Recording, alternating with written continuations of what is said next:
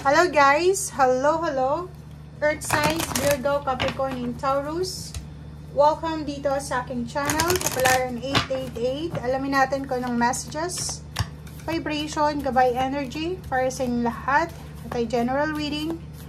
Pwede kang makaresonate, gamitin mo ang iyong intuition sa panonood. Earth signs, Virgo, Capricorn, and Taurus. Okay. 35-36, magkasunod siya. Sinasabi ng baraha na magkasunod na biyaya ang pwedeng darating sa'yo. It's either ngayong araw na ito or pwedeng sa susunod na mga araw. If naghihintay ka ng travel, diba? Like for example, lilipat ka ng bahay, lilipat ka ng trabaho, lilipat ka ng location, malayo man or malapit, sinasabi ng baraha sa'yo dito na posibleng makatanggap ka ng confirmation, pag-asa. Okay? So, for example, nagbabala ka na magtrabaho sa ibang lugar, sa ibang bansa, or sa ibang company, or ibang posisyon, or kano pa man, sinasabi na may liwanag dito. Okay? Kung siguro, for the past few months, medyo nakakaramdam ka ng parang walang pag-asa. Diba? Like, gusto mong mag-travel, gusto mong makatanggap ng offer from distant horizon, distant places, far places, parang ganito, ganyan. Parang feeling mo walang pag-asa. But ngayon, sinasabi ng baraha na if interesado kang mag-relocate, interesado kang mag-move, interesado kang umalis, lumipat, may pag-asa dito. Okay? Nakikita mo na may pag-asa. Okay. Thank you.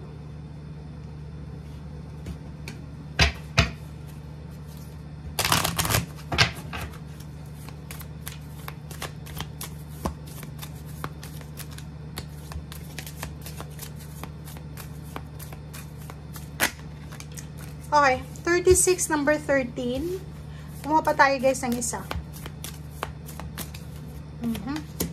Okay, 32, 5. Okay.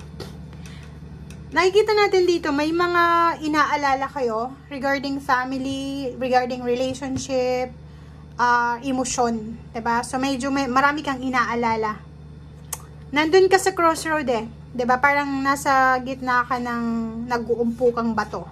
Like for example, may mga nag-aaway-away sa pamilya, ikaw nasa gitna ka, na hindi mo alam kung anong gagawin mo, diba? Hindi mo alam paano ba i-resolve itong issue na to, makikisali ka ba dito sa one party or the other party, so hindi mo alam, so nag-aalala ka, pwedeng worried ka para sa relationship mo, karelasyon, or worried ka para sa pamilya mo. But, meron ditong number 13 na 4, na sinasabi ng barahan na huwag kang masyadong mag-alala. Your family, your loved ones are protected. You're protected. Okay? And if ever man isa kang parent, sa araw na ito, nangangailangan ng proteksyon, ng kalinga, ng advices, ng opinion, pangangalaga yung anak mo. Kung may anak ka. May apo ka, may pamangkin, nangangailangan sila ng assistance. Okay? So, yun ang sinasabi ng baraha.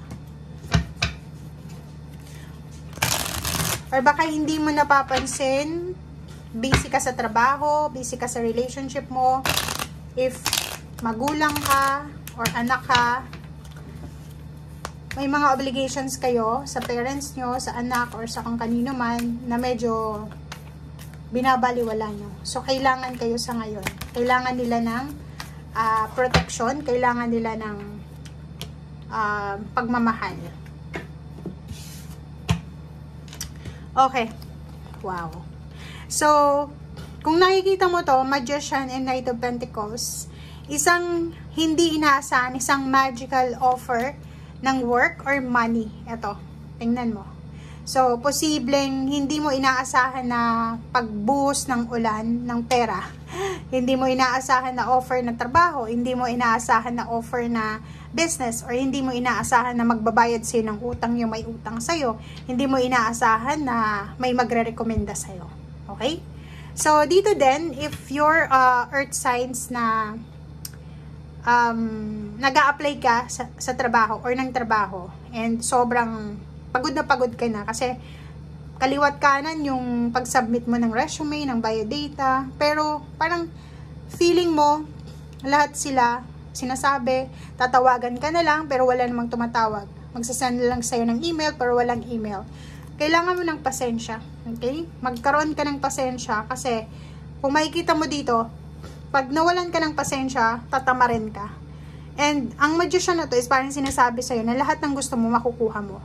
Walang problema sa'yo. Lahat ng pangangailangan mo ay naandyan na sa'yo. So, be patient lang kasi minsan may mga pinto talaga na hindi natin o hindi para sa atin. Okay? Huwag tayong masyadong mag-expect, lalo na kung halimbawa kakagraduate mo pa lang sa kolehiyo or pwedeng ikaw yung top sa inyong eskwelahan. Huwag kang masyadong mag-expect na after mo ng graduation is may mag-o-offer agad sa'yo ng trabaho. Okay? So, alisin natin yung sobra-sobrang expectation para hindi tayo masyadong ma-disappoint. Okay.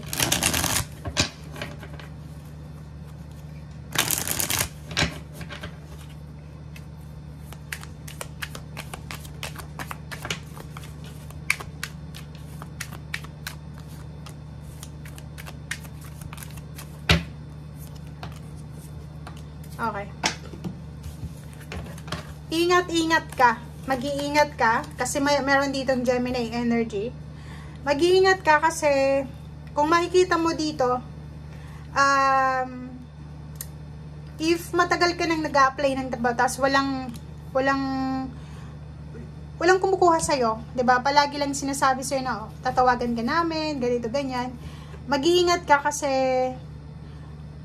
pag naging impulsive ka, pag nawalan ka ng pasensya, kung ano-ano lang yung trabahong pasukin mo, and baka yung trabahong pasukin mo is, ang kontrata nito is, parang ilalagay ka sa jail, diba? Sa restriction. So, focus ka muna sa kung ano itong kailangan na improvement sa sarili mo. Siguro lalo na kung ang tagal mo nang nag-a-apply pero walang tumatanggap sa'yo, siguro meron na konting kulang.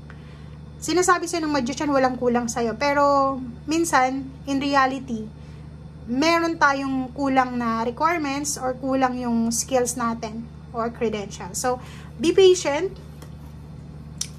Okay? Stay calm. Diba? Kalmahin mo yung iyong emosyon. Be at peace. Kasi parating na yung Wheel of Fortune. Diba? So, sinasabi sa'yo dito ng Wheel of Fortune na to na kailangan mo pang maghintay siguro ng 3 months. 3 months, March, April, May, June, July. So, pwedeng June, July, sobrang pagbabago itong magaganap sa buhay mo. Maraming positive changes, mapa-relationship man or mapa-financial ang mangyayari sa buhay mo.